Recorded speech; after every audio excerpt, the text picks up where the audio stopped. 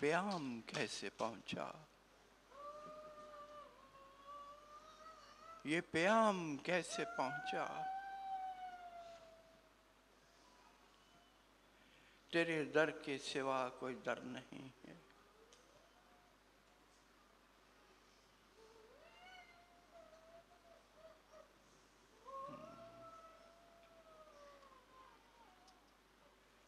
तेरी रहगुजर के आगे कोई रहगुजर नहीं है।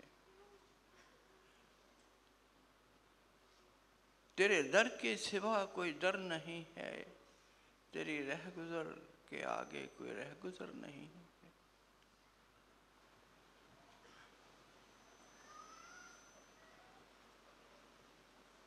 तू जो हृदय की दिल की धड़कनों में है, तुम तक प्याम कैसे पहुंचा, ये तो जरा बता।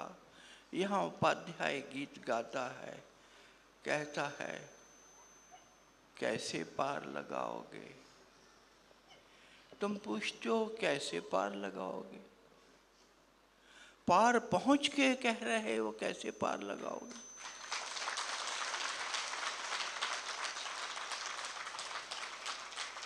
ये कैसा पूछने वाले लोग, कैसा पूछने वाले लोग नास्तिक हैं। कैसा क्यों।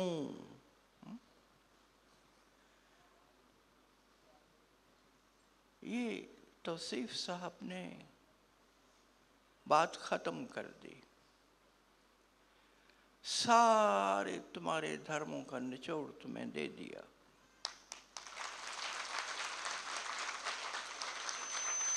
बाकी कुछ न बचा, ना कोई पुस्तक बची, ना कोई ग्रंथ बचा, ना कोई शिक्षा बची, ना कोई ऋषियों की ऋचाएं बची, ना कोई उपनिषद बचे। सब आ गया। तेरी दर के आगे कोई दर नहीं है। तेरी दर से आगे कोई दर नहीं है। मैं जाऊं तो कहाँ जाऊं, किस दर पे जाऊं।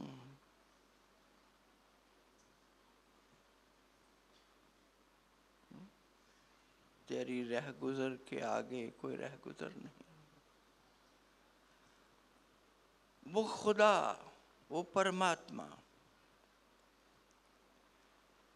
वो सारी सृष्टियों के रचने वाला परवरदिगार,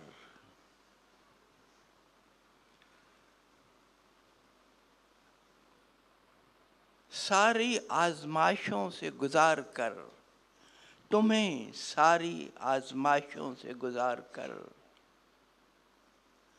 सारे रिश्तों की असलियत को बताकर पूछता है तुमसे, बता कौन है तेरा मेरे सिवा, बता कौन है तेरा मेरे सिवा।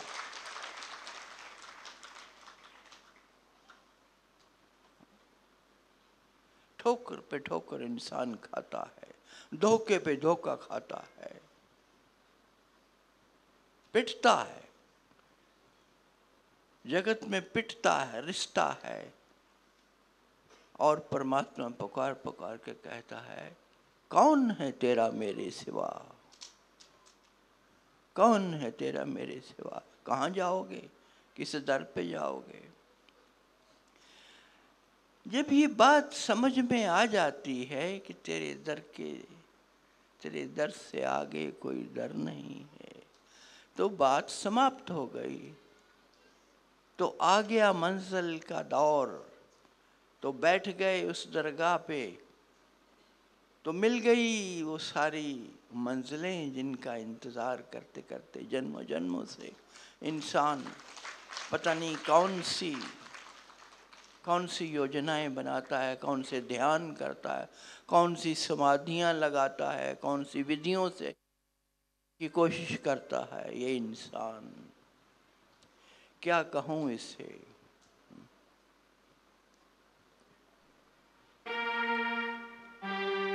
कौन है तेरा मेरे सिवा। वो परमात्मा, वो अल्लाह, वो खुदा, वो वाहिगुरु तुमसे पूछता है, बता अभी तक पता नहीं लगा चोट पे चोट खाता है इंसान, बार बार खून रिसता है उसका, बार बार रोता है, बिलखता है। पास ही खड़ा जो चुप कराने वाला है, जो गोद में बैठाने वाला है, वो पूछता है तुमसे, कौन है तेरा मेरे सिवा? अब तो आजा, अब तो आजा।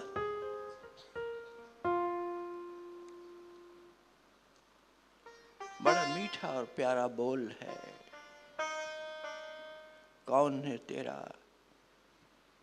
मेरे सिवा, कौन है तेरा? तेरी रहगुजर के आगे कोई रहगुजर नहीं है।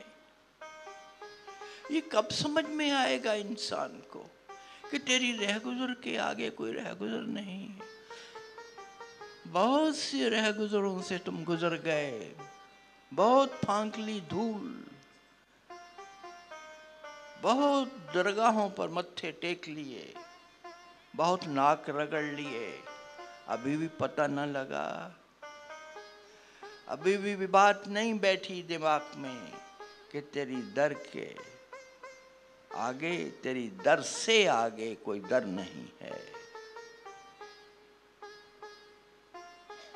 जाऊं तो कहां जाऊं, किस दर पे जाऊं?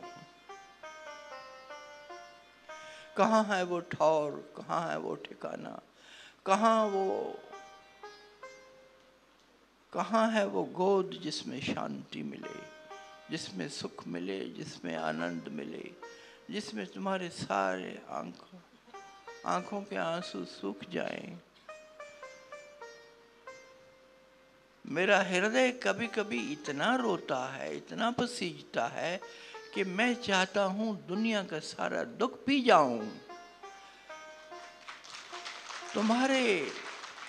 तुम्हारे घरों में, तुम्हारे दिलों में जो दर्द है, तुम्हारे आशियाने में जो तड़प है, जो तुम ढूंढ रहे हो, जिसके लिए तुम परेशान हो, जिसके लिए तुम दौड़े जा रहे हो,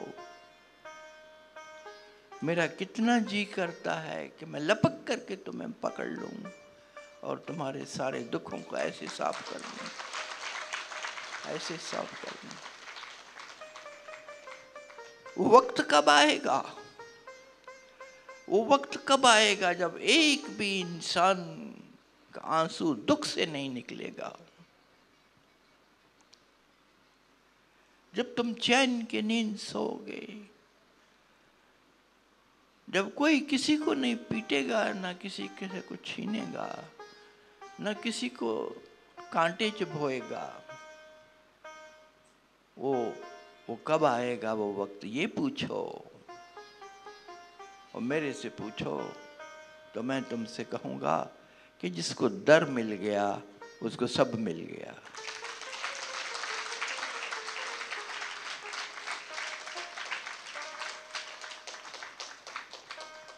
दर के लिए तो इंसान दर बदर ठोकरें खाता है, दर बदर ठोकरें खाता है। उस दर के लिए एक बस तेरा दर मिल जाए, तेरा दर मिल जाए।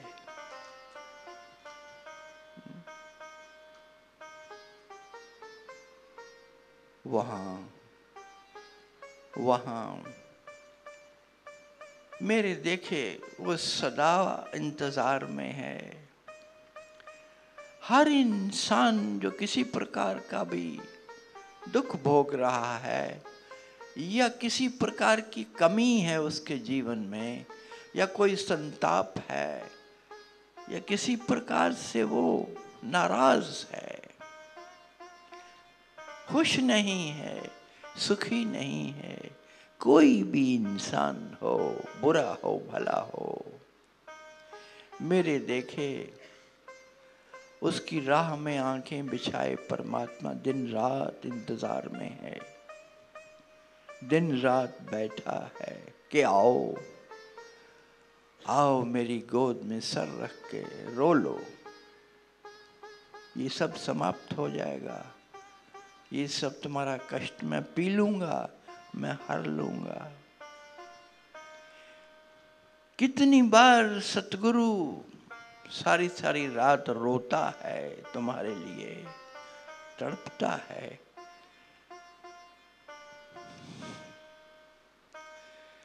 कि कैसे मैं समेट लूं, कैसे ये दुख की लहरें सदा सदा के लिए समेट लूं।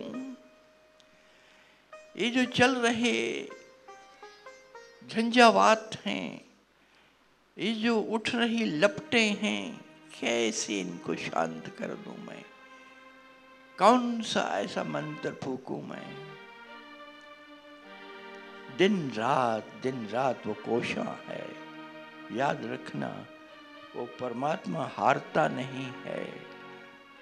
तुम कितना भी दुख भोगते रहो, वो सदा उसको दूर करने के लिए खड़ा रहता है।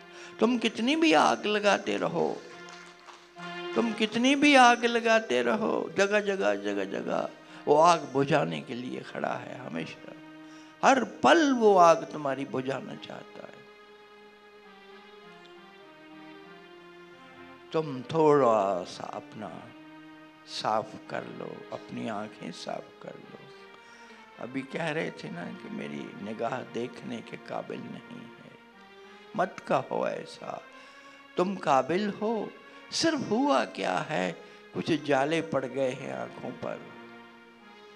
संसार मैला है ना, ये शकल है मैला, तो मैल पड़ गई है, बस इतना ही हुआ है। और मैल पड़ना स्वाभाविक था। आंखें हैं तो सब पर धूल पड़ेगी। वो आंख बंद होगी, वो मिटेगी आंख जिससे तुम देख सकते हो। बस साफ कर लो, इतना ही करना है। उस आंख को साफ करते ही सब मामले हल हो जाएंगे, सब देखने लगोगे।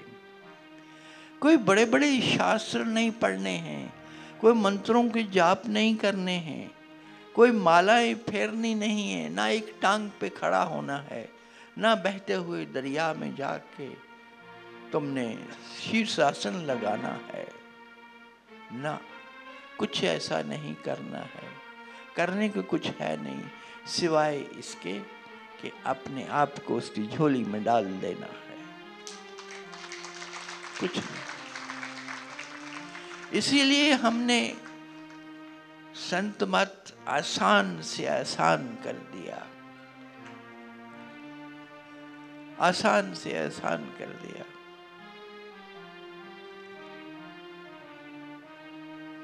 अभी थोड़ा सा मैं कह दूं, बाद में तौसीफ साहब के नगमे चलते रहेंगे। ऐसे ही भावना हुई तो मैं तुमसे मुखातिब हो गया।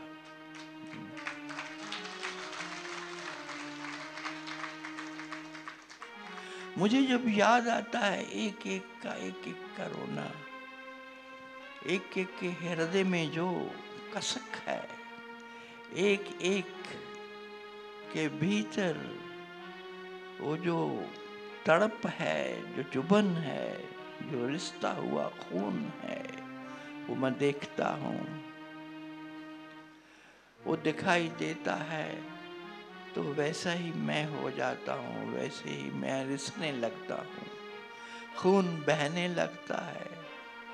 कई बार इतना खून बह जाता है कि शक्ति भी नहीं रहती बोलने की। तुम्हारे पास आकर के चल करके आने की इस देह में, इस शरीर में शक्ति भी नहीं रहती। तो मैं तब दुआ करता हूँ कि तू रहम कर, कम से कम मेरे पे नहीं तो इन पे तो रहम कर। ऐ मेरे अल्लाह, ऐ मेरे खुदा, ऐ मेरे ईश्वर, इस सारी अपनी कायनात के अपने बच्चों पे रहम कर। और देख क्यों ये अभावग्रस्त हैं, क्यों ये कमजोरियां, ये परेशानियां, ये असफलताएं, ये हानियां, ये बीमारियां, लाचारियां क्यों इनको घेरे हुए हैं, क्यों समस्याओं के अंबार इनके जीवन में खड़े हैं। वो पी जाए सब, जैसे कभी शिव ने हलाहल जहर पिया था सागर से, वैसे ही वो सारा ये जहर पी जाए और तुम्हें साफ कर दे और तुम्हें निर्मल कर दे और तुम फिर से नए हो जाओ और तुम चहकने लगो, तुम महकने लगो, तुम उड़ने लगो हवाओं में, तुम नाचने लगो, तुम गाने लगो, तो ऊपर चले जाओ हवाओं के उपले पर्दे में और आनंद भोगने लगो और आनंद भोगने लगो, क्योंकि वो दूर नहीं है, वो उसी दर पर है जिस दर पे तुम पहुंच गए हो, उसी दर पर है। अब कहाँ जाओगे? छोड़ो, जाने की बात ही छोड़ो, अब जाने का सोच भी क्यों रहे हो? कहाँ जाओगे? पता है वो कौन सी ठौर है, उसके सिवा कुछ नहीं है। मत्ता परतरम नान्यत किंचित अस्ति धनंजया, मेरे से ऊपर कुछ नहीं है, मेरे से अलग कुछ नहीं है, मेरे से पहले ना कुछ था ना बाद में कुछ होगा। तू कहाँ गुम है इंसान, तू कहाँ खोया है? एक ही तो पाने के योग्य है, एक ही तो लेना है, कुछ नहीं और लेना जगत से, कुछ नहीं और लेना जगत से। कुंती से पूछता है कृष्ण, ले ले सब कुछ, दे दूं तुम्हें सब, सब समाप्त हो गया है, अब जो होना था हो गया, अब मांग ले सब। और कुंती कहती है मुझे कुछ नहीं चाहिए, सिर्फ तुम्हारी याद चाहिए, सिर्फ तुम्हारा ध्यान चाहिए केशव, मुझे कुछ नहीं चाहिए। विपत्ति दे, दुख दे, दर्द दे, लेकिन तुम्हारा ध्यान न जाए, तुम्हारा ध्यान बना रहे, तुम्हारा ख्याल बना रहे, तुमसे जुड़ी रहूं, और कुछ नहीं चाहिए मुझे। तुम दर पे हो, जो कहेगा मैं दर पे नहीं हूं, दर ढूंढ रहा है, उसको कभी कोई दर ना मिलेगा, क्योंकि दर कोई है नहीं, वही दर है जहां तुम बैठे हो, जहां तुम खड़े हो, तुम्हारे घर की दहलीज ही तुम्हारा दर है। तुम समझते नहीं इस बात को, तुम क्यों चक्कर काट रहे हो? और जो लोग जाते हैं यात्रा पर, तीर्थ यात्राएं करते हैं, मैं उनसे एक ही सवाल कहा करता हूं, मुझे कई बार रास्तों पे मिले, मैं तो आवारागर्दी बहुत करता रहा, आवारागर्दी पे ताली बजा रहे हो, बजाओ। हम तो बहुत जाते रहे, हम तो कोने कोने में जाते रहे, कोई कोना नहीं छोड़ा, दुनिया का कोई कोना नहीं छोड़ा जहां हम ना गए हों, शायद ही कोई ऐसा छूटा हो। तो इसलिए कह रहा हूं कि हमने तो बहुत दर बदर भटका है, तुम्हें खबरदार करने हैं कि दर बदर भटने की, भटकान करने की, भटकने की कोई जरूरत नहीं है। छोड़ो इस भटकन को, जहां हो, जैसे हो, जिस समय हो, तुम कबूल हो, पूरे के पूरे कबूल हो परमात्मा को।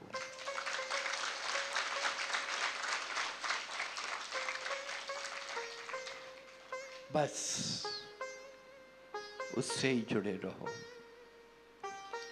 जो ज्ञानी लोग हैं वो बहुत तुमसे बातें करते हैं, मैं ज्यादा बात नहीं करता, मैं तुम्हें दो टूक बातें करता हूँ, सीधी सीधी, जो मैंने समझी हैं और अपने जीवन में उतारी हैं, और जो मैं तुम्हारे भीतर डाल सकता हूँ, जिस रास्ते पे चला करके तुम्हें मंजिल तक ले जा सकता हूँ, उसी रास्ते की बात करता हूँ। जिस रास्ते का चप्पा चप्पा मैंने छाना है, जिस रास्ते का चप्पा चप्पा मैंने देखा है, भाला है, पहचाना है, जिसके एक एक कोने को, एक एक मोड़ को मैं जानता हूँ, जिसकी एक एक ऊंचाई, एक नीचाई को मैं जानता हूँ। इसलिए कह रहा हूँ कि इसी रास्ते पे चलो। ये सीधा साफ रास्ता है, छोटा है, छोटे से छोटा है। तुम्हारे धर्म ग्रंथों में 3 रास्ते बताए हैं। एक है ज्ञान का मार्ग, एक है कर्म का मार्ग, एक है भक्ति का मार्ग। यही है ना जो 3 बड़े रास्ते। रास्ते तो बताने वाले बहुत बताते हैं, लेकिन मोटे तौर पर जो बहुत ही सम्माननीय और बहुत ही आदर के पात्र तुम्हारे ग्रंथ हैं, जिनको तुम सिर पे उठा करके पूजते हो, जिनको तुमने परमात्मा समझा हुआ है, भगवान समझा हुआ, जिन ग्रंथों को तुम पूरा परमात्मा मानते हो, मैं उनकी बात कर रहा हूं कि उनका सबका निचोड़ ये है कि 3 ही रास्ते हैं। ज्ञान के मार्ग से चले जाओ, वो मार्ग उपलब्ध है। कर्म के मार्ग से चले जाओ, वो मार्ग उपलब्ध है। भक्ति के मार्ग से चले जाओ, वो मार्ग उपलब्ध है तुम्हें। लेकिन मेरी बात भी सुन लो, ज्ञान के मार्ग से तुम्हें मंजिल नहीं मिल सकती, नहीं मिल सकती, नहीं मिल सकती। आज तक किसी को मिली नहीं। मिली हो तो बता दो।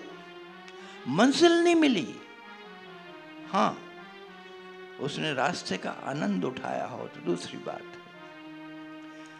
पड़ाव बहुत है, वो किसी पड़ाव पे रुक गया हो। क्योंकि ज्ञानी को, जो ज्ञान के मार्ग से जाता है, उसका अहंकार नहीं मरता, अंत तक नहीं मरता। वही अहंकार उसको डबोता है, बिल्कुल चोटी पर पहुंच करके गिर जाता है।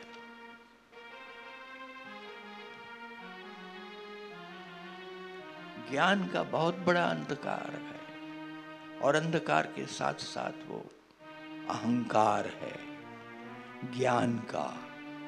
मैंने ज्ञानियों को देखा, बड़े बड़े ज्ञानियों को देखा, नाम नहीं लेता। नाम लेना ठीक नहीं है, क्योंकि एक हो तो नाम लूं, अनेक हैं। और ज्ञान की प्रकाष्ठा को पहुंच गए, लेकिन एवरेस्ट की चोटी ना पा सके, बस 2 कदम नीचे रह गए।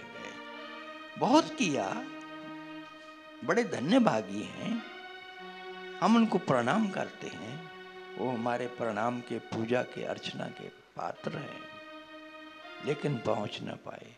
भगवान मुस्कुराता रहा कि कैसे पहुंचोगे। और फिर ज्ञान के मार्ग पर बड़े नियम हैं, बड़ी बाधाएं हैं। इतने बजे उठना है, ये ब्रह्म मुहूर्त है, ऐसे ऐसे चलना है, ऐसे ऐसे मंत्रों को जाप करने हैं, ऐसे ऐसे ध्यान लगाने हैं। तुम्हारा ध्यान आज तक न बना। कितने लोग मेरे पास आके आना बंद कर दिया, क्योंकि थक गए। आके ध्यान बना नहीं। ध्यान कैसे बनेगा? ध्यान बन नहीं सकता। ज्ञान के मार्ग पे चल रहे हो तो ध्यान सबसे जरूरी है, और ध्यान बनता नहीं। क्यों नहीं बनता? क्योंकि सबसे पहले ध्यान में ममता, मोह को काटना होता है। न किसी से मोह, न किसी से ममता। लेकिन गृहस्थी इंसान क्या करे बेचारा? उसके बच्चे, उसकी बीवी है, वो खुद है, उसका परिवार है, उसकी दुनिया है, उसका कारोबार है, वो दुकान चलाता है, वो दफ्तर चलाता है, और उसको पैसा लगता चाहिए, उसके मकान हैं, उसकी जायदादें हैं। वो कैसे उनसे कट जाएगा? वो ध्यान में उतरेंगी, वो ध्यान में बैठेगा तब उतरती रहेंगी। अब ध्यान लगाने वाले को कहा जाता कि इन सब जंजीरों को काट दो। तुम कहते हो काट दिया, नहीं कटती। बड़े बड़ों की नहीं काटती।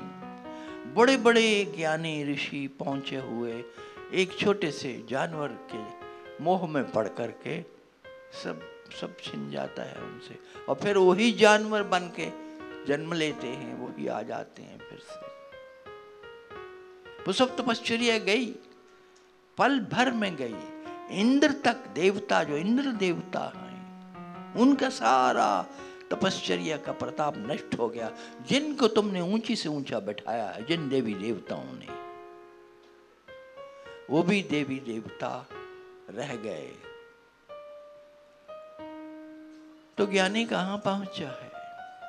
ना उद्धव पहुंचा, जो बहुत बड़ा ज्ञानी था, वो भी रोने लगा। ज्ञानी जब तक भक्त नहीं बन जाता, अंत में भक्ति ही उदय होती है, तो वो पहुंचता है। ज्ञान बेकार है जब तक भक्ति न जागे, परमात्मा के लिए प्रेम न जागे। वो प्रेम से वंचित है। ज्ञानी का मार्ग रूखा सूखा है, वो रेतीला है, कांटे भरे हैं वहां, मुश्किलें हैं वहां, कठिन है। मैं ना कहूंगा कि तुम ज्ञान के मार्ग से जाओ, मैं गया हूं, देख लिया है वो मार्ग, तो मैं नहीं कहूंगा कि तुम जाओ। दूसरा मार्ग है कर्म, कर्मयोगी। ये जो कर्मयोगी है, कर्म की सबसे बड़ी बात है, कर्म तब तुम्हें वहां चोटी तक पहुंचा सकता है जब वो निष्काम हो, निस्वार्थ हो, बिना किसी कामना के, बिना किसी इच्छा के। तो निष्काम कर्म तुम कर नहीं सकते। किसी गृहस्थी को बता दो जो निष्काम कर्म करे। संत तक निष्काम कर्म नहीं करते। जो संत बैठा है यहाँ और तुम्हें सत्संग करा रहा है, वो उसका काम है, वो निष्काम नहीं हुआ अभी तक। तो निष्काम कैसे हो सकते हो? वो कर्मयोगी कैसे पहुंचेगा? जब तक पूर्ण रूप से निष्काम नहीं हो जाता। और फिर कर्म कांड में इतने हैं, स्वच्छ जगह चाहिए, हवन ऐसे रखो, ये सामग्री हो, वो शुद्ध हो, वो शुद्ध हो, करने वाला शुद्ध हो। और एक भी आदमी शुद्ध नहीं है, क्योंकि बुराइयों से भरा है। बाहर का स्नान शुद्धि नहीं देता है जब तक भीतर का स्नान न हो जाए। तो मैंने देखा बड़े से बड़े कर्मयोगी भी नीचे रह गए। कर्मयोगी न पहुंच पाएगा, ज्ञानी न पहुंच पाएगा। मेरे पास ज़्यादा समय नहीं है, नहीं तो मैं विस्तार से बताता कर्मयोगी कौन है, ज्ञानी योगी कौन है। बाकी अब तीसरा रास्ता बचा भक्ति मार्ग का। भक्ति में बहुत जरूरी है प्रेम। प्रेम इंसान में रहा नहीं, इंसान सूख गया प्रेम से। तो फिर क्या करोगे? भक्ति भी तुमसे नहीं होती। क्यों नहीं भक्ति होती? कि भक्ति का पहला नियम है कि तुम प्रेम से, निस्वार्थ प्रेम से, निष्काम प्रेम से, अनकंडीशनल लव से परिपूर्ण हो जाओ और प्राणी मात्र के लिए प्रेम करो। अभी बता रहे थे ये अशोक जी, दर्द दिल से बोल रहे थे।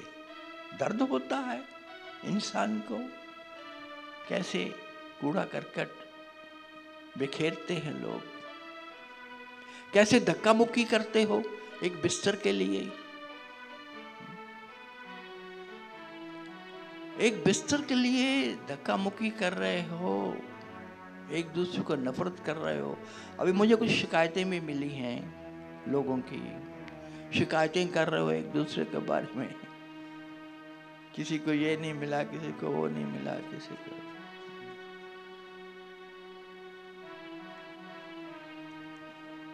शिकायतों से भरा इंसान और इस खींचातानी से भरा हुआ इंसान, कूड़ा करकट फैलाने वाला इंसान भक्त कहला सकता है? भक्ति भी तुमसे नहीं होती।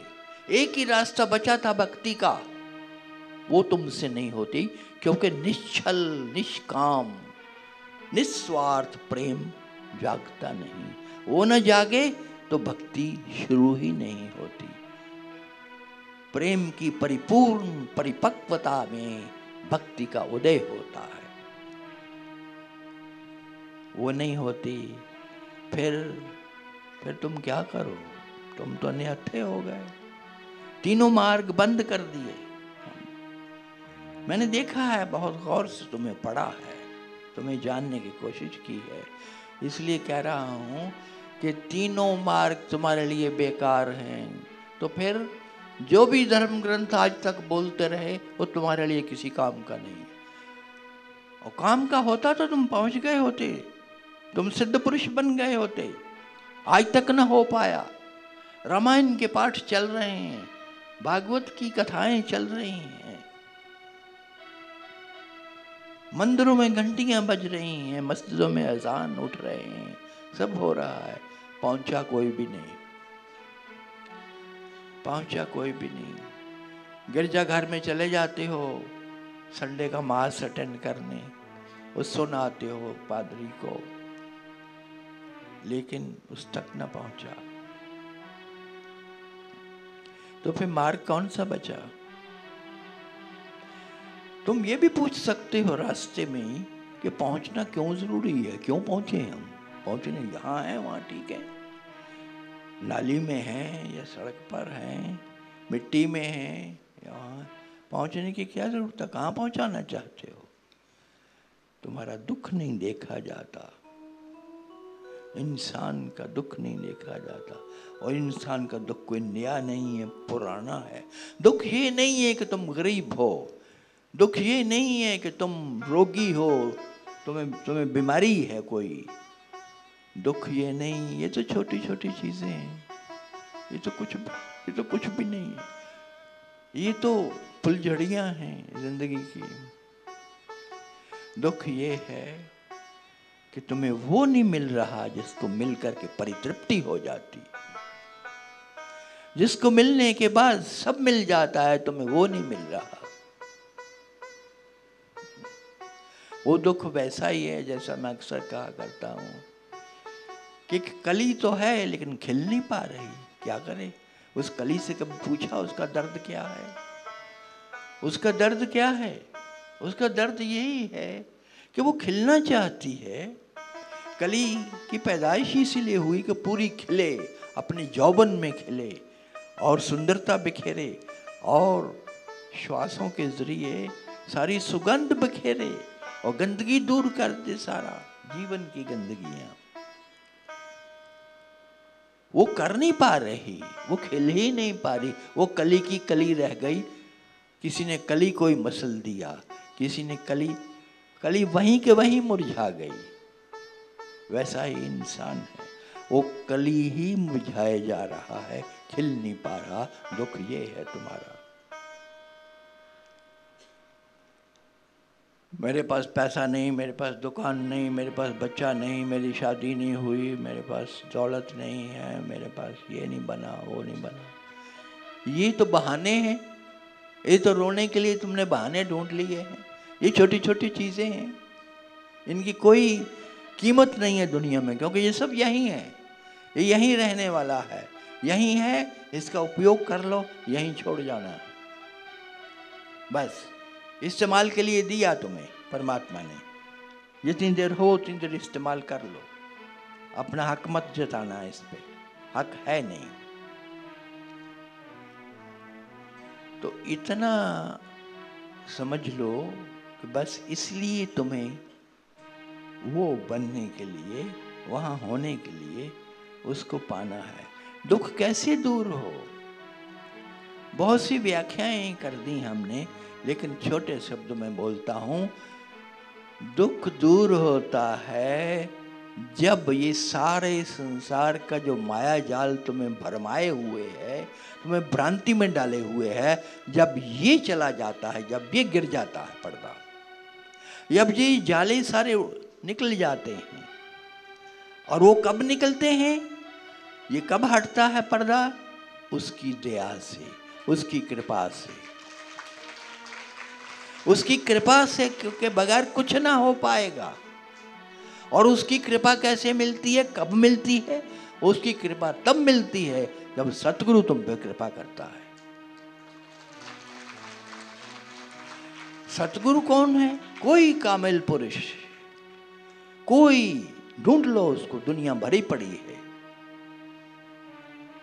कोई ऐसा कामिल पुरुष, कोई ऐसा बुद्ध पुरुष, कोई ऐसा परम तत्व में स्थित चेतना जो वहाँ का वासी है, जो परमात्मा से एक तरफ से मिला हुआ है और दूसरी तरफ से तुम्हारे साथ जुड़ने की कोशिश करता है, ताकि तुम सीधे सीधे वहाँ पहुँच जाओ, ताकि तुम सीधे सीधे वहाँ पहुँच जाओ। वो सतगुरु है। और सतगुरु की कृपा कब होती है? अब तुम सवाल करोगे। सतगुरु की कृपा तब होती है जब तुम्हें आशीर्वाद मिलता है माँ बाप का। माँ बाप का, याद रखना मेरी बात, बड़ों का, जिन्होंने तुम्हें जन्म दिया, जो लेके आए इस दुनिया में, जब तक उनका आशीर्वाद नहीं तुम्हें मिलता, सतगुरु का भी कृपा ने हाथ नहीं उठता है, नहीं उठता। बड़ों का आशीर्वाद, माँ बाप का आशीर्वाद, और सबका आशीर्वाद तब मिलता है जब तुम सेवा में उतरते हो, जब तुम सबकी सेवा एक भाव से, समभाव से करते हो, हर एक के साथ ऐसे जुड़ के करते हो। इसलिए सबक यहां से शुरू होता है। तो फिर तुम्हारे लिए रास्ता कौन सा बचा? तीनों रास्ते, तीनों पे कांटा। हाँ, एक चौथा मार्ग भी है। एक चौथा मार्ग जो अक्सर, जिस पे बात चलती रहती है आपसे, हम बोलते रहते हैं, कोई नई बात नहीं है, कोई नई बात नहीं है, सब तुम जानते हो, लेकिन उसको किसी खास संदर्भ में दोहराना तुम्हारे लिए फायदेमंद रहता है, इसलिए हम उसको दोहराते रहते हैं। वो चौथा मार्ग है। अगर वही मार्ग तुम अपना लो तो तुरंत वहां पहुंच जाओगे, तुरंत वहां पहुंच जाओगे। और वहां पहुंचना इसलिए जरूरी है, तुम्हें बता दिया मैंने, कि उसकी कृपा के बगैर दुख नहीं जा सकता, उसकी कृपा के बगैर ये माया जाल नहीं हट सकता, ये सारे जो दुख पैदा करने वाला वातावरण है ये नहीं जा सकता, दुख निवृत्ति नहीं हो सकती। बिना प्रभु की प्राप्ति के दुख निवृत्ति असंभव है, असंभव है, असंभव। संतों ने भी इसलिए दुख उठाया, अंत तक दुख उठाया। फकीर लाइन लगी हुई है, जाके देखो पहाड़ों में, गुफाओं में बैठे हैं, कब से बैठे हैं, 25-25 साल हो गए। मैं खुद उनसे मिला, बहुत पुराना समय से चले आ रहे हैं बेचारे, तपा रहे हैं अपने आप को, नहीं मिला, नहीं मिला। अब मैं तुम्हें कह रहा हूं कि तुम्हें घर में बैठे तुम्हारे पास आ सकता है, जहां बैठे हो वहीं चला आएगा, एक दिन नॉकिंग करेगा, तुम द्वार खोल देना, याद रखना।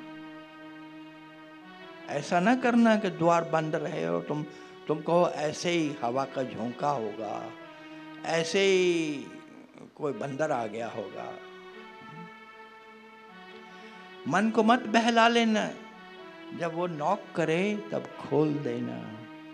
मैं तो कहता हूं द्वार खुला ही रखो, पता नहीं कब आ जाए।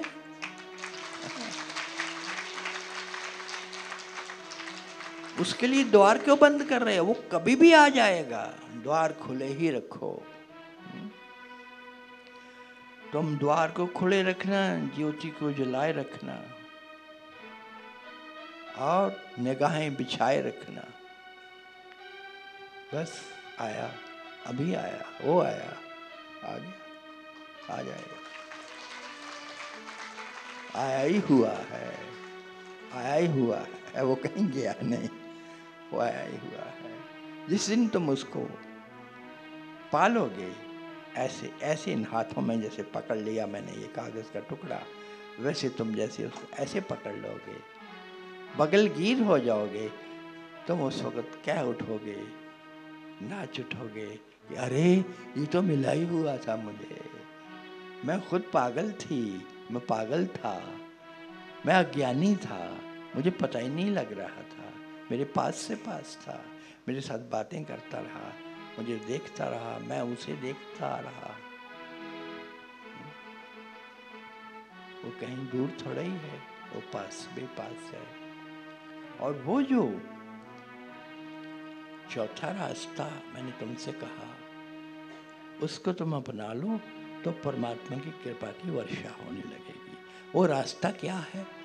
वो रास्ता तुम्हारे लिए, गृहस्थियों के लिए जो काम में व्यस्त हैं, जो दुकानदारी कर रहे हैं, जो खोए हैं व्यवसाय में, जो भौतिक जगत में व्यवसायिक हैं, उनके लिए कह रहा हूँ। उनके लिए क्या है कि बस अपने, सबसे पहले अपने विचारों को पकड़ो। ये विचार तुम्हारे अंदर से उठ रहे हैं, भावनाएं तुम्हारे अंदर से उठ रही हैं, उनमें कोई खोट कभी ना आए। सबसे पहला काम, विचारों में, भावनाओं में शुद्धता, पवित्रता, सकारात्मक विचार। हर एक के भले के लिए सोचो, हर एक के सुख के लिए सोचो। सोचो भी, महसूस भी करो भावना के स्तर पर, और करो भी। सोचना तुम्हारे मन का काम है, बुद्धि का काम है। उसको महसूस करना, उसको अनुभव करना, उस सोच को तुम्हारे हृदय का काम है, और करना उसको जगत में तुम्हारी इंद्रियों का काम है। ये करो, यही वो मार्ग है जिसको कहा गया। इस मार्ग को बहुत बार कहा गया, ये भी कहा गया है, लेकिन इंसान ने इसको सुना अनसुना कर दिया। 10,000 साल पहले भी ये कहा गया, बहुत पहले से कहा जाता रहा। यद जागृतो दूरमदयति दैवम तदु सुप्तस्य तथैवैति दूरंगमम ज्योतिषाम ज्योतिरेकम तन्मे मनः शिव संकल्पमस्तु, शिव संकल्पमस्तु, शिव संकल्पमस्तु। हे प्रभु, मेरा मन सदा सच्ची, सकारात्मक और ऊंची सोच सोचे। मेरा मन सदा वही विचार करे जो सबके कल्याण के लिए हैं, जो सबके उत्थान के लिए हैं, सबको बड़ा करने के लिए है। मत करो झगड़े छोटे छोटे, दूर जाने की जरूरत नहीं। लो, आज बताया अशोक जी ने, इसी मंदिर में लड़ाई हो रही है, हा? बिस्तर पे लड़ाई कर रहे, और आए कहाँ हो? ये परमात्मा मिलता है यहाँ। वो बाहर जो दुकान लगी है ना, वहाँ मिलता है। वहाँ बिना पैसा दिए वहाँ परमात्मा मिलता है, उसको जेब में डाल के चले जाना है।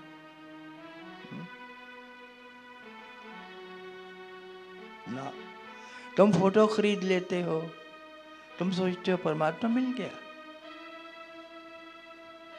वो इससे भी आसान है। फोटो में तो कोई पैसा लगता है, उसको लेने में कोई पैसा नहीं लगता है। वो बिना पैसे के है, वो बिना, उसकी कोई कीमत नहीं है, तुम दे नहीं सकते कीमत उसकी, और वो बिना कीमत के ही मिलता है। वो कहता कोई बात नहीं, मेरे ही है, मेरा है, मैं हूं। जो मिला ही हुआ है उसको कहां से लेने जाओगे? जो मिला ही हुआ है। इसलिए ये पहला काम करो इस रास्ते पर, चौथे रास्ते पर। और तुम्हें मैंने 2-4 शब्दों में कहा था, न द्वेष, न किसी के साथ क्लेश, न दुख, न दर्द, न द्वंद्व। द्वंद्व होता है लड़ाई झगड़ा, ये किसी के साथ नहीं करना। और करना क्या है? दया और दान। दया रखो सब पर, और दान दो, दो दो दो दो दो। कीर्तन कराते हो ना यहाँ, ये कीर्तन इसका होना चाहिए, दो दो दो दो दो। जो भी है दे दो, जो भी है दे दो। उनको दो जिनको जरूरत है, उनको दो जो अभावग्रस्त हैं। वो पूछता है जाकर के बेचारा मंदिर में, हे प्रभु, तुमने मेरे पड़ोसी को दे दिया बहुत कुछ, मुझे क्यों नहीं दिया? मैंने क्या नुकसान किया तुम्हारा? तो परमात्मा कहता है, मैं उस पड़ोसी की खबर लूंगा। मैंने उसको इसलिए दिया था कि तुम्हारे साथ बांटे, कि आधा तुम्हें दे, आधा खुद रखे, लेकिन उसने सारा रख लिया है, मैं उसकी खबर लूंगा। और उसकी खबर ली जाती है, उसके पास कुछ नहीं रहता। जो नहीं देता है वो खो देता है सब, और जो देता है वो माला माल हो जाता है। ये चौथे रास्ते का एक सबक है। कोमल चित्त, कबीर साहब ने बोला ना, कोमल चित्त दया मन धारो परमार्थ की। तुम परमार्थ चाहते हो, बता दिया सतगुरु ने कि दुख तब जाएगा जब वो दर्शन देगा, जब उसका से मिलन होगा, जब उसका स्वाद आएगा। तो उसका स्वाद पता लग गया कि आना जरूरी है, तो फिर क्या करना है। फिर साथ में ये भी बता दिया तुम्हें कि इस चौथे रास्ते पर तुम्हें सब मिल जाएगा। कोमल चित्त दया मन धारो, फिर उधर की सोचना। जिसका कोमल चित्त है, दया से भरा है, करुणा से भरा है, समानुभूति से भरा है, एक एक जीव के लिए, एक एक प्राणी के लिए जो ऐसे भरा हुआ है, उसका उद्धार निश्चित है। उसको सफलता मिलनी ही मिलनी है। असफलता उसके जीवन से सदा सदा के लिए, सदा सदा के लिए विदा कर लेगी अपने आप को।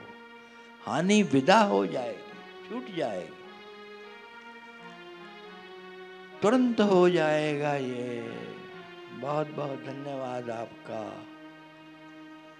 तौसीफ अख्तर साहब, सबक दे दिया। तेरे दर को छोड़ के किस दर पे जाऊं मैं, अब कहाँ जाऊं। तो मुझे भी बता दो, आप बैठे हो सब यहाँ, मुझे भी बता दो मैं कहाँ जाऊं, मैं तेरे दर को छोड़ के कहाँ जाऊं।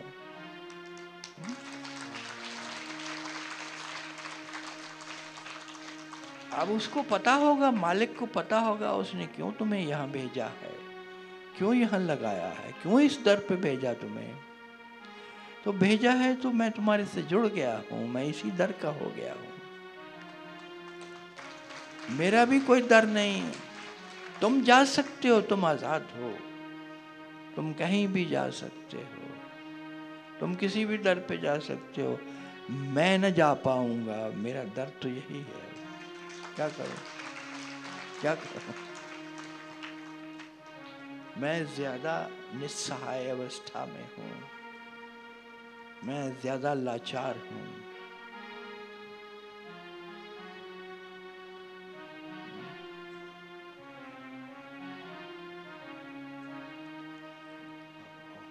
आओ आओ, अपना कलाम जारी रखो।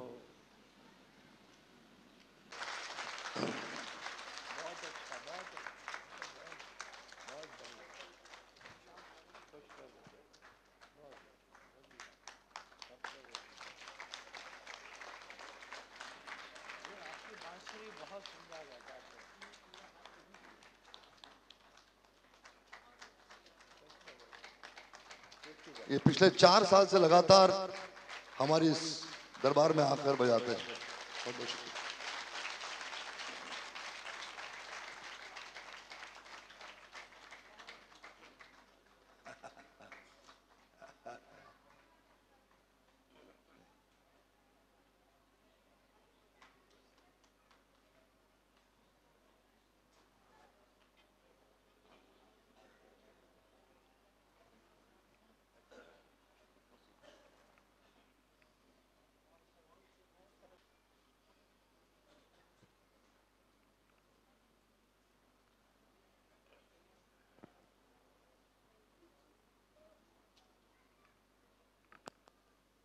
ये मोहब्बत है, कोई तमाशा नहीं।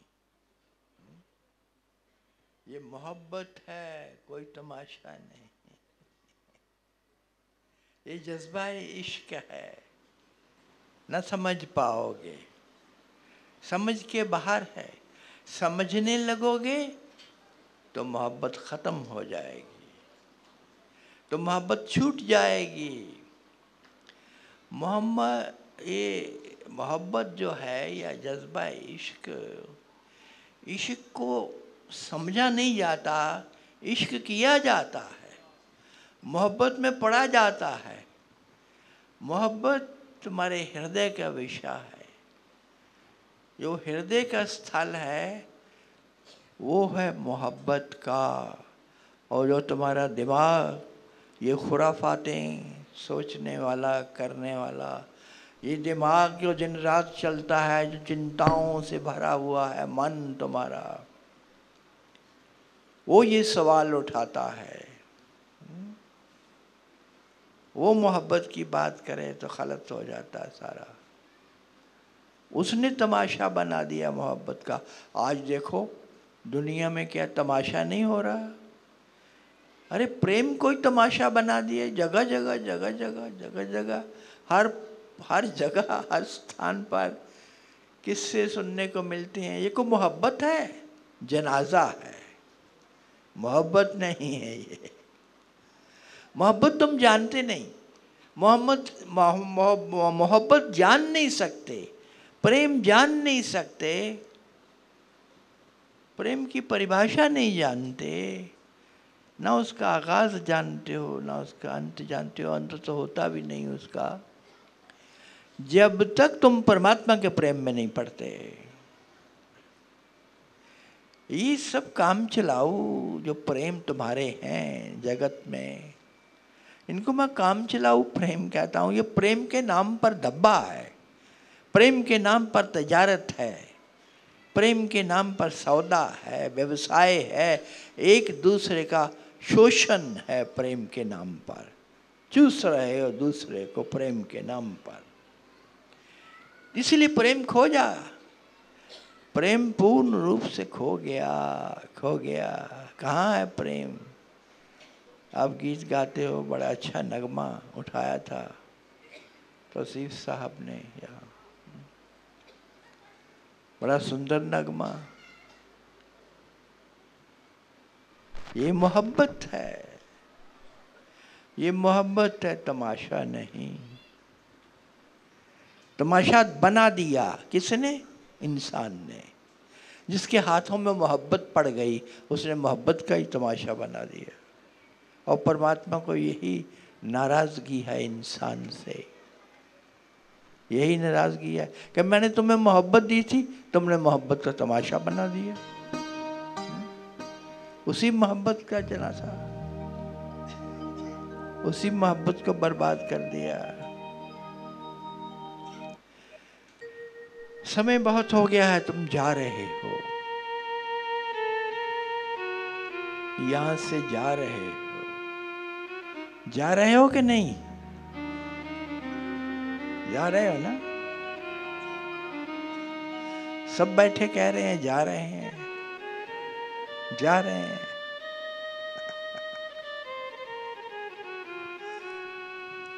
तो मैंने तुम्हें 4 रास्ते बताए, चौथा रास्ता चुनने को कहा कि चौथा रास्ता चुन लेना। चौथा रास्ता कुछ ना करने का है। भक्ति मैं इसलिए कहता हूँ, वो तुम समर्पण कर नहीं सकते। भक्ति का पहला ही कदम है समर्पण का, शरणागति का।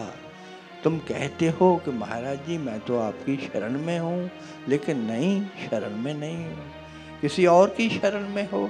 कोई और बैठा है, कोई रिश्तेदार है, कोई अपना सगे संबंधी है, कोई बड़ा है कोई छोटा है, धन है नहीं तो पदार्थ है, शरण में वही है। इंसान शरण को नहीं जानता, समर्पण को नहीं जानता, और चला है उससे, उसको पाने, उसकी मोहब्बत करने, उसकी भक्ति करने। भक्ति और मोहब्बत में कोई फर्क नहीं है। भक्ति जब गहरी होती है, मोहब्बत प्रेम जब गहरा होता है तो भक्ति का रूप ले लेता है, और भक्ति जब गहरी होती है तो भगवान तक पहुंचा देती है। भक्ति की प्रगाढ़ता में भगवान की प्राप्ति है। प्रेम की प्रगाढ़ता में भक्ति का उदय है, भक्ति का जन्म होता है। तो मैंने इसीलिए कांटा मारा भक्ति पर कि मैंने बहुत देखा संसार, इस देश में भी उस देश में भी, और यही पाया कि भक्त नहीं है, क्योंकि संसार से इस युग में भक्ति खो गई। स्वार्थ इतना बढ़ गया, ममता और मोह इतना बढ़ गया, एक दूसरे का गला इतना काटने लगा इंसान, पीठ पे छुरा इतना घोंपने लगा, एक दूसरे की टांग इतनी खींचने लगा, वैर, वैमनस्य, ईर्ष्या, द्वेष, हिंसा इतना हो गया कि मोहब्बत की कोई जगह न बची। मोहब्बत ने विदा ले ली, सदा सदा के लिए चली गई। प्यार चला गया, प्रेम चला गया तो समझो परमात्मा चला गया। और जहाँ परमात्मा नहीं है, जहाँ परमात्मा चला गया, वहाँ मुसीबत तो आएंगी आएंगी, वहाँ पहाड़ भी टूटेंगे, नदियाँ भी बहेंगी जोर से और तोड़ेंगी तुम्हारे सारे बनाए हुए कारनामों को और तबाह करेंगे। इंसान ने अपनी तबाही का खुद ही इंतजाम कर लिया।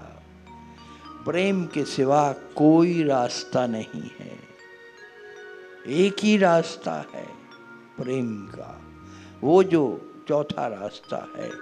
उसीलिए कोमल चित्त चाहिए, उसीलिए दया चाहिए, उसीलिए करुणा चाहिए तुम्हारे भीतर। प्रेम का उदय होता है तो करुणा आती है। तो पत्ते पत्ते पे तुम करुणा करते हो, तुम्हें डर लगता है, तुम्हारा पाँव जमीन पे रखते हुए तुम्हें डर लगता है कि कोई चींटी ना नीचे आके मारी जाए। तुम सारी कायनात के प्रति, दुनिया के जर्रे जर्रे के प्रति तुम एक आदर भाव से भर जाते हो। वो प्रेम कहाँ से आएगा? उसी प्रेम का हमने बार बार जिक्र किया। इसी मोहब्बत का तो बखान हो रहा है, इसी मोहब्बत को इंसान ने बर्बाद कर दिया, इसी मोहब्बत को कर नहीं रहे हो, एक दूसरे को नोच रहे हो। मोहब्बत के नाम पर तमाशा खड़ा किया। ठीक कहा तौसीफ ने कि ये मोहब्बत नहीं है, ये मोहब्बत नहीं है। अगर ये मोहब्बत है तो तमाशा मत करो। अब देखो तुम,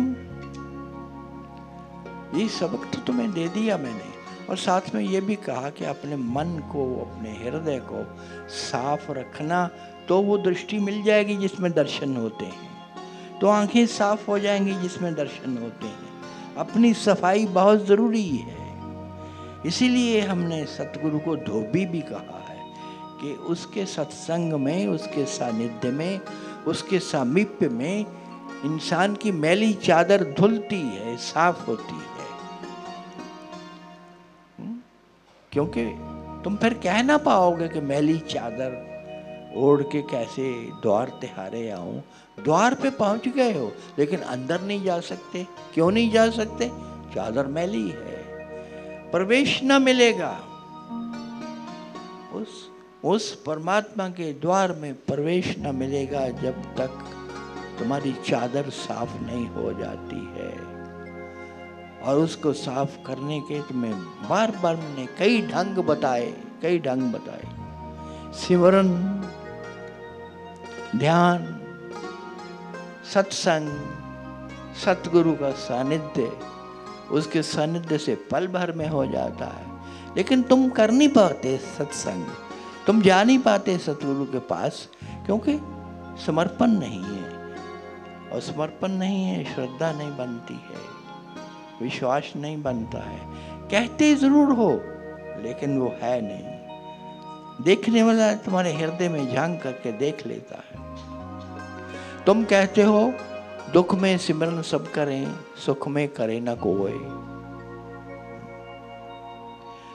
दुख में सिमरन सब करें, सुख में करे ना कोई। कि जो दुखी इंसान है, दुख में जब जाता है, जब पीड़ा होती है, दुख होता है, तो तब उसको सिमरन की याद आती है, तब वो अपने भगवान को याद करता है। नहीं, ये गलत है। जब तुम दुखी हो तुम याद ही नहीं कर सकते उसको। जब तुम दुखी हो तुम भगवान का नाम ही नहीं ले सकते, क्योंकि दुखी मन कहीं और है, वो दुखों में खोया है। दुखी मन संतप्त है और विक्षिप्त है। दुखी मन टूटा हुआ है, दुखी मन बीमार है, दुखी मन सोया हुआ है, दुखी मन है नहीं, दुखी मन तार तार हो गया है, कहीं और है। वो कैसे कर सकता सिमरन? वो एकाग्रता कहाँ से आएगी? वो ध्यान में जो अमनी अवस्था की बात करते हैं वो कहाँ से होगी? तुम्हारा मन ही तार तार हो गया, नाश हो गया उसका दुख में। तो दुख में सिमरन नहीं हो सकता।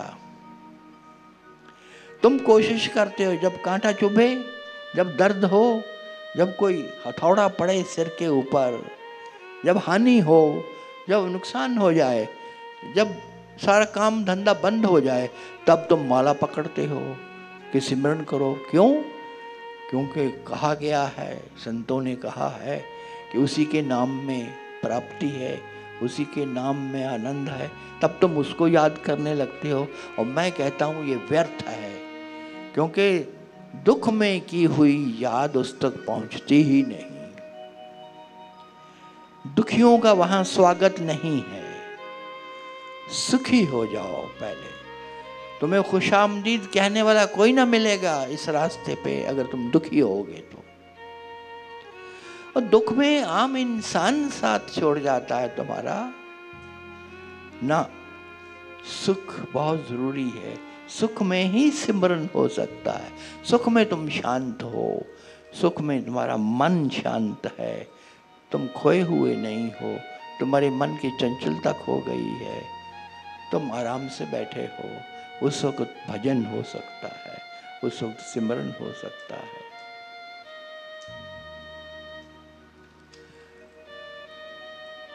और दुख को और क्या है, क्या और माध्यम है, ये साधन है तुम्हारे दुख को दूर करने का। इसके सिवा कोई नहीं है कि उसको पालो। और मैंने जैसे कहा वो बहुत नजदीक है, पाया ही हुआ है।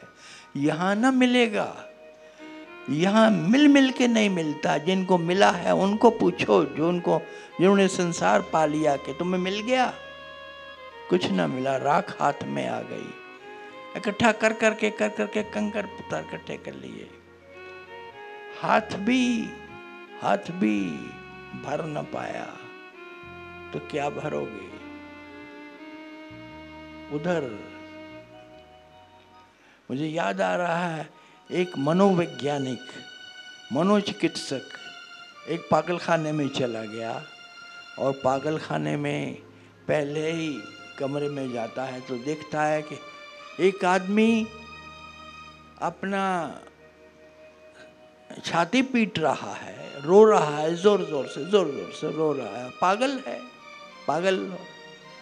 तो उसने वहाँ के डॉक्टर से पूछा, चिकित्सक ने, कि इनको क्या हुआ है? कहने लगा कि एक लड़की से प्यार करता था ये आदमी, उस लड़की ने शादी से इनकार कर दिया, ये पागल हो गया, अब ये यहाँ पड़ा है, छाती पीट रहा है। अगले कमरे में गए, साथ वाले कमरे में गया तो वहाँ एक आदमी वो दीवार के साथ अपना सर फोड़ रहा था, बाल अपने नोच रहा था, रोए जा रहा था। तो डॉक्टर से पूछा, इसको क्या हुआ, ये पागल को? तो डॉक्टर कहता है, दरअसल बात ये है कि ये भी एक लड़की को प्यार करता था और संयोगवश वो लड़की एक ही थी, वो एक ही लड़की थी। ये उसको प्यार करता था, वो लड़की भी इसको प्यार करती थी, इन्होंने ब्याह कर लिया और अब ये पागल हो गया है, अभी आके बैठा था। एक आदमी को ब्याह नहीं मिला, लड़की नहीं मिली, वो पागल हो गया है। जिसको लड़की मिल गई है वो पागल हो गया है। तो इतने बड़े पागल खाने में तुम बैठे हो संसार में। हर इंसान किसी न किसी तरह से विक्षिप्त है। हमारी गुरु माँ का एक बहुत बड़ा एक फार्मूला है कि जो भी आता है ना हमारे से मिलने, बाद में उसके जाने के बाद मेरे कान में बोल देती हैं ये कि ये पागल है।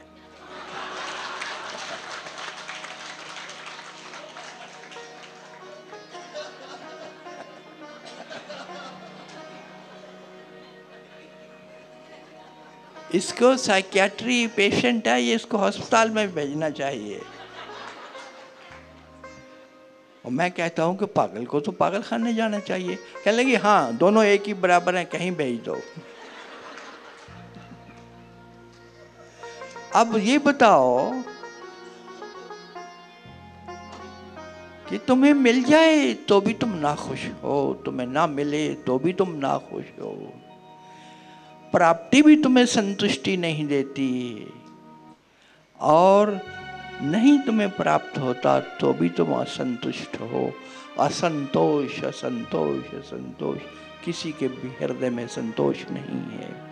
तुम उसको जान लो, उससे समझौता कर लो। अब बहुत हो गया, उस तरफ पीठ करके बैठे हो, सन्मुख हो जाओ उसके और सब तुम्हें मिल जाएगा। अब तुम सवाल उठाते हो वो है कहाँ? परमात्मा ना कोई इंसान है, ना कोई औरत है, ना कोई मर्द है, ना कोई जानवर है, ना कोई पत्थर है, ना कोई दीवार है, ना धरती है, ना आकाश है।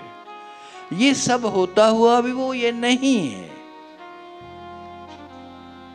वो है ये सब क्योंकि उसके अंदर ही समाया हुआ है, लेकिन वो ये नहीं है। एक बात को सोच लो, क्योंकि तुम क्या करते हो?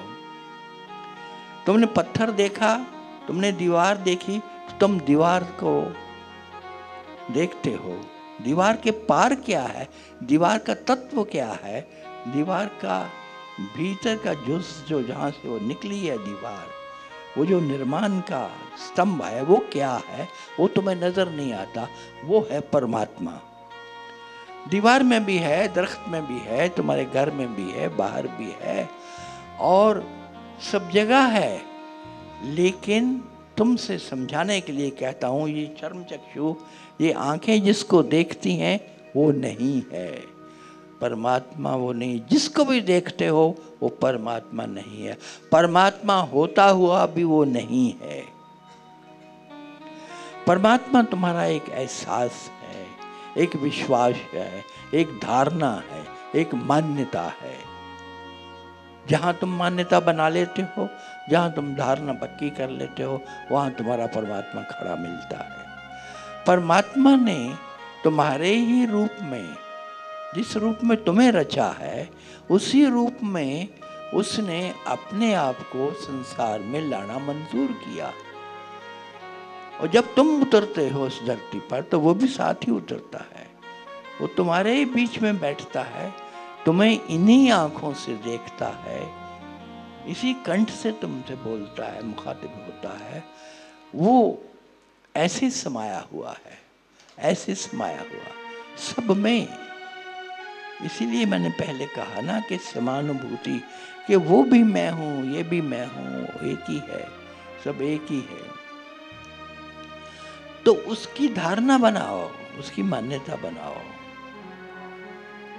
वो है तुम्हारा परमात्मा। पाओगे कैसे? अब ना दूसरा सवाल, तुम सवाल उठाते रहते हो, उसको पाओगे कैसे? उसको पाने का मैंने तुम्हें बताया सबसे सहज मार्ग। तुम्हें 3 मार्ग बताए, चौथा मार्ग बता दिया। और वो सब मिलता है सतगुरु के सानिध्य में। बिना सतगुरु की कृपा के नहीं पा सकते, नहीं पा सकते। किसी ने न पाया, किसी को न मिला।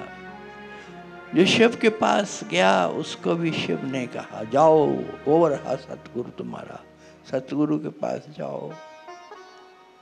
कबीर साहब तक जिसको मिल गया वो परमात्मा, उसने भी कहा कि गुरु गुरु है, मैं उसी में बसता हूं, तेरे लिए ही मैं उतरा था, तेरे लिए मैं धरती पर आया था, तुमने मुझे पहचाना नहीं, ये दूसरी बात है। लेकिन जिसने मान लिया, ना पहचान के भी जिसने उसको पूरा मान लिया, उसको मिल गया। एक नहीं अनेक मिसालें इंसान के पास शुरू से अब तक हैं, अनेक अनेक मिसालें हैं। और तुम भी पा सकते हो, पाने का क्या, वो जब तक मिल नहीं जाएगा तब तक दुख नहीं जाएगा। झूठ मत बोलो अपने आप से, और झूठ मत सुनो। कोई तुम्हें तावीज़ दे देता है, कोई तुम्हें मंत्र दे देता है, कोई तुम्हारे कान में नामदान दे देता है, कोई ये देता है, कोई वो देता है, वहाँ चले जाओ, वहाँ चले जाओ, ज्योत जलाओ, यात्रा करो, वहाँ मंदिरों में मस्जिदों में घूमते रहो। ये सब अपनी जगह दूसरी जगह है इनकी, कि तुम्हें शांति मिलती है ऐसा करने से, तुम जाते हो। मैं तुम्हें रोकता नहीं है जाने से, तुम जाओ, बड़े शौक से जाओ। लेकिन एक बात को समझे रखना कि वो जो जिसकी तलाश में तुम निकल के जाते हो, वो कहीं दूर नहीं है, वो तुम्हारे पास से भी पास है, और वो साकार रूप में सदा मौजूद होता है। यही तो उसने आसान कर दिया तुम्हारे लिए सबक, कि जो दिखाई नहीं देता वो दिखाई देने लगता है, जो सुनाई नहीं देता वो सुनने लगता है, तुम्हारी आवाज को सुनने लगता है। जिसको तुम नहीं सुन सकते उसको तुम सुनने लगते हो, जो तुम छू नहीं सकते उसको तुम छू सकते हो, जो तुम्हें नजर नहीं आता है, जिसका दीदार नहीं होता है, जिसके दर्शन नहीं होते हैं, उसको पल पल तुम दर्शन करते हो। ये उसने रास्ता निकाल दिया इंसान के लिए कि कहाँ भटकता फिरेगा, कौन सी तपस्या करता फिरेगा, किन किन को पूजता फिरेगा, किन किन के पास जा कर के वो अपनी प्रार्थनाएं उठाएगा। उसने कहा नहीं, कोई बात नहीं है, मैं हूँ, मैं आता हूँ, तुम्हारे बीच में आता हूँ, तुम्हारे साथ रहता हूँ, तुम्हारे घर में हूँ। कभी तुम्हारा बच्चा बन के आ जाता है, कभी तुम्हारा बाप होता है वो। इसीलिए हर एक के साथ प्रेम का व्यवहार, दया का व्यवहार, इज्जत का व्यवहार बहुत जरूरी है। क्या पता तुम्हारी गोद में जो खेल रहा है वही परमात्मा है।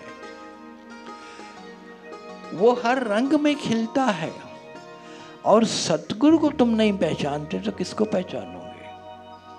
कौन सी पहचान बनाना चाहते हो? सतगुरु जो तुम्हारे लिए आता है, सिर्फ तुम्हारे लिए, अपना उसका कोई उल्लू नहीं है। जो अपना उल्लू साधने आता है वो सतगुरु नहीं है। जो अपनी रग लेने आता है वो सतगुरु नहीं हो सकता है। सतगुरु तो केवल देने आता है, केवल लुटाने आता है, केवल बांटने आता है। सतगुरु तो केवल तुम्हारी झोलियां भरने आता है।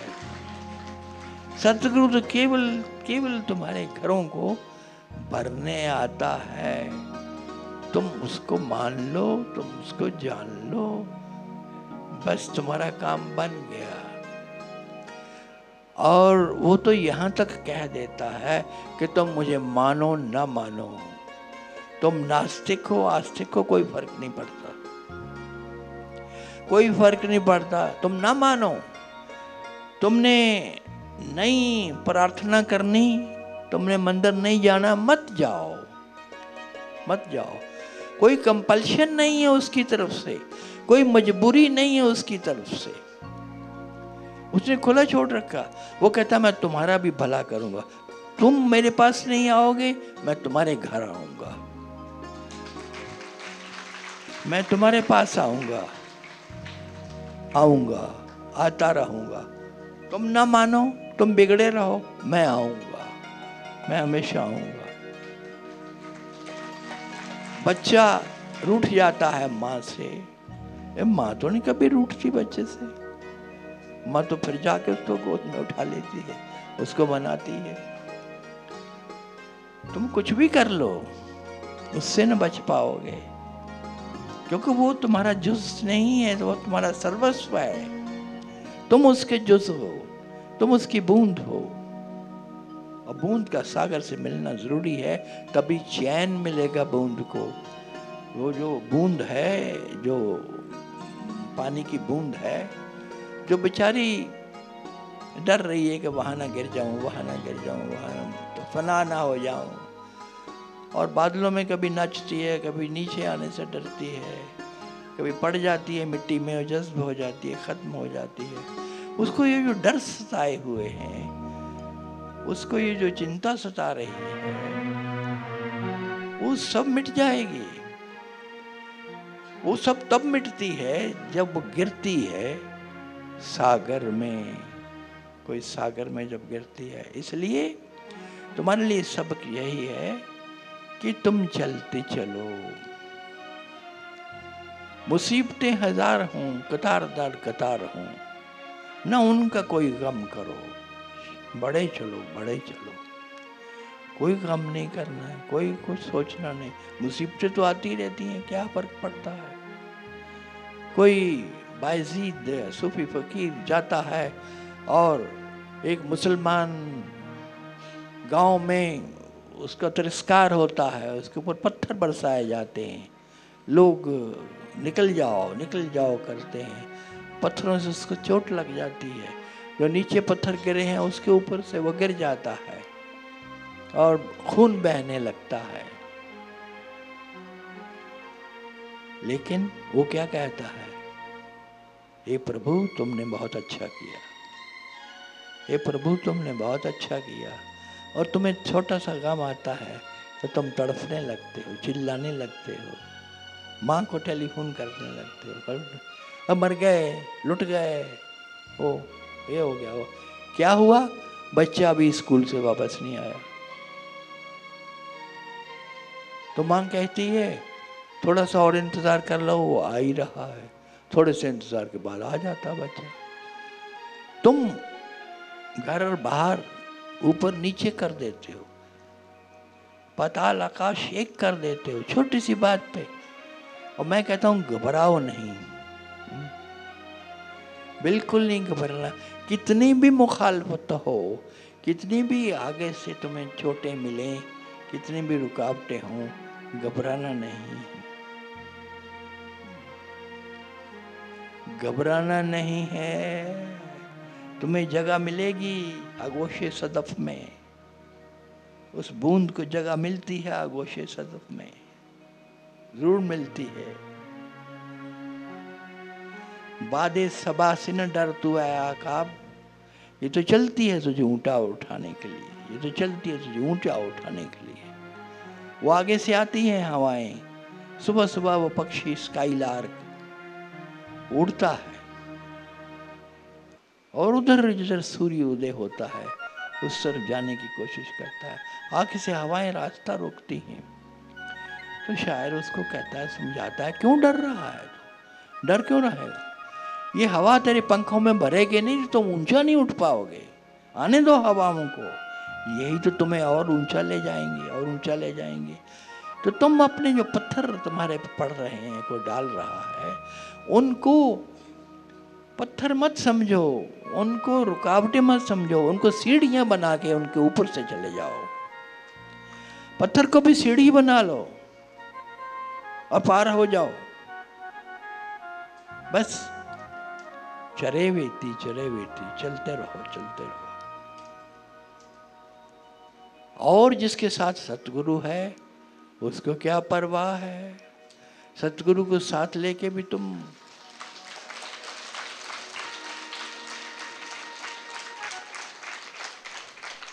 ओ सतगुरु को साथ लेके भी अगर तुम डर रहे हो या चिंता में हो तो तूने सतगुरु के साथ लिया ही नहीं।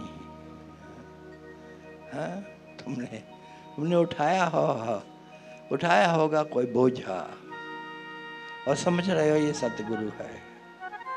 ऐसे भ्रम में, ऐसी भ्रांति में पड़े हो गए ना। अगर सतगुरु तेरे साथ है तो काहे का डर, काहे का फिक्र, काहे की चिंता? कोई चिंता नहीं। फिर तुम बेखौफ हो करके बड़े से बड़ी टक्कर ले सकते हो। फिर तुम बेखौफ हो करके बड़े से बड़े पहाड़ लांघ सकते हो, आसानी से लांघ सकते हो। अरे जिसकी कृपा से पहाड़ लंघ जाते हो, जिसकी कृपा से लंगड़ा चलने लगता है, गूंगा बोलने लगता है, अंधा देखने लगता है, वो तुम्हारे पे कृपा नहीं करेगा? तुम साथ ले लो उसको, सारथी बना लो अपना। एक ही तो काम किया, पांडवों ने एक ही अकल का काम किया, अर्जुन ने एक ही अकल का काम किया। ना फौज है अपने पास, ना कोई ज्यादा साधन है, लेकिन वो जहां से सारी फौजें निकलती हैं, जहां से सारे साधन निकलते हैं, उस मालिक को सारथी बना लिया। इतना बड़ा चालाकी का काम। तुम कब चालाक बनोगे? सारथी मिलके भी तुम्हें सारथी नहीं मिलता है। उसको बैठा लो, लगाम अपनी जिंदगी की उसके हाथ में दे दो। ये है समर्पण। सीधे शब्दों में, जो तुम समझते नहीं कभी भी। महाराज जी समर्पण नहीं होता है, महाराज जी समर्पण कैसे करें? आगे में बोलते हो महाराज जी समर्पण तो है, शरणागति तो है, लेकिन बेटी की शादी नहीं हो रही है। वो फलां बीमार पड़ा है यार। अरे शरणागत हो जाओ, बाकी भूल जाओ, पीछे बैठ जाओ। जिसने अपने रथ की लगाम दे दी उसके हाथ में, वो फिर निश्चिंत पीछे बैठ जाए। हाँकने वाला हाँकेगा।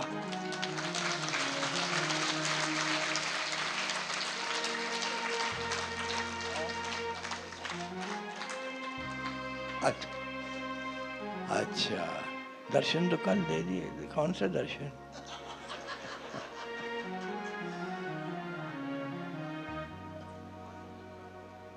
माँ कह रही है अब दर्शन का समय है, तो ये क्या हो रहा है? कोई पर्दा है? संगत और सतगुरु के बीच में पर्दा है? अरे वो तो तुम्हारे सारे पर्दे उठाने आता है, तो खुद थोड़ा पर्दा डालेगा? तुम्हारे सब पर्दे उठा देता है वो। एक पर्दा नहीं रहता, कोई पर्दा नहीं है। तुम देखने वाले बनो, पर्दा उठ चुका है।